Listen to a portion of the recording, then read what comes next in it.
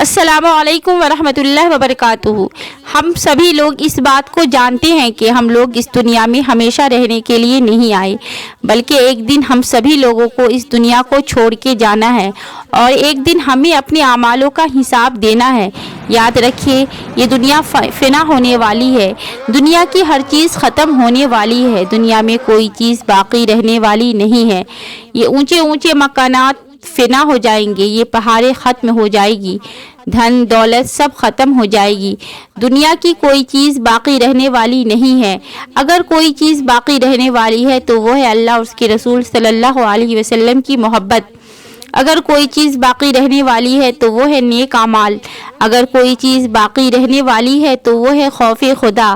یاد رکھیے، ایک دن خدا کی بارگاہ میں حاضر ہونا ہوگا، ایک دن موت ضروری ہے۔ قیامت کے دن ایک ایک چیز کے بارے میں پوچھا جائے گا۔ اللہ تبارک و تعالیٰ اپنے بندوں سے پوچھے گا، میں نے تم کو عمر دی، آنکھیں عطا کیے، ہاتھ پیر دیے، تمہیں بے انتہا نعمتیں دی، تم میرے لیے دنیا سے کیا لائے ہو؟ تم نے زندگی میں کون سی عبادت کی ہے؟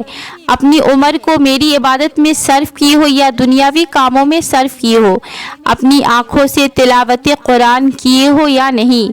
اپنے ہاتھوں سے خیرات کیے ہو یا نہیں؟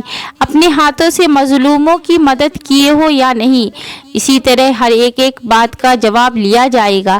اگر آپ نے ہاتھ سے چوری کی ہوگی تو خود آپ کا ہاتھ گواہی دیں گے، یا اللہ اس بندے نے مجھ سے چوری کروائی ہے۔ اگر آپ نے آنکھوں سے بری چیز دیکھی ہوگی تو آپ کی آنکھیں گواہی دے گی۔ اس طرح سے آپ کے اعضاء ہی آپ کے خلاف گواہی دیں گے۔ ہم لوگ اپنی زبان سے نہ جانے کتنی ایسی فضول باتیں نکال دیتے ہیں، اور ہم یہ بھی نہیں سوچتے کہ کل قیامت میں ہمیں اپنے زبان سے نکالنے والے ہر الفاظ کا حساب دینا ہوگا۔ اللہ تعالیٰ کلام پاک میں ارشاد فرماتا ہے، ویل لکل ہمزۃ لمزہ۔ اس کا مطلب یہ ہے کہ بڑی خرابی ہے اس شخص کی جو پیٹھ پیچھے دوسروں پر عیب لگانے والا اور منہ پر تانے دینے کا عادی۔ ہم لوگ نہ جانے کتنی ایسی باتیں کر جاتے ہیں جو غیبت میں شمار ہوتا ہے۔ اس وقت ہمیں ایک لمحہ کے لیے بھی خدا کا خوف نہیں ہوتا۔ یہ دنیا عمل کا گھر ہے، جزا کا گھر نہیں۔ جزا کا گھر تو آخرت ہے، لیکن اس دنیا میں بھی انسان کی نیکی اور بدی کے اثرات اور اس کی تاثیر کسی نہ کسی شکل میں اثر ظاہر ہوا کرتی ہے۔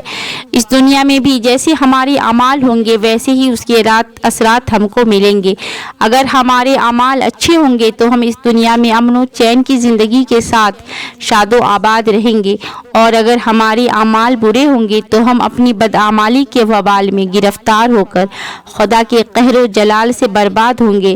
اللہ تعالی ہم سبھی مسلمانوں کو نیک عمل کرنے کی توفیق عطا فرمائے، آمین یا رب العالمین۔ السلام علیکم ورحمۃ اللہ وبرکاتہ۔